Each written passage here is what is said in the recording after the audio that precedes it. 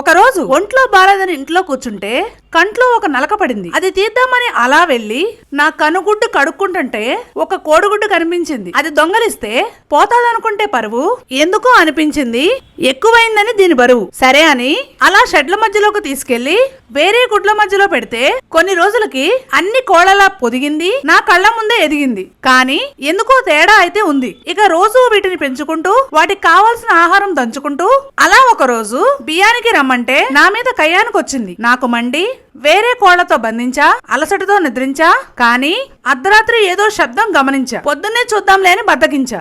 Next day చూస్తే 2 కోడి పిల్లలు చనిపోయి ఉన్నాయి. కారణం ఒక పాము కాటు. అయినా కాపాడదామని డాక్టర్ దగ్గరికి వెళ్తే ఇందులో ఒకటి కోడి కాదు గద్ద పిల్ల అని, ఇన్నాళ్లు కోళ్ల మధ్యన తిరిగి సొంత బలం మర్చిపోయిందని, అందుకే ఆ పాముతో ఫైట్ చేయలేకపోయిందని చెప్పాడు. గుర్తుంచుకోండి, మీరెవరి మధ్యలో ఉన్నారో దాన్ని బట్టి మీలో ఉన్న అసలైన శక్తి బయటపడుతుంది.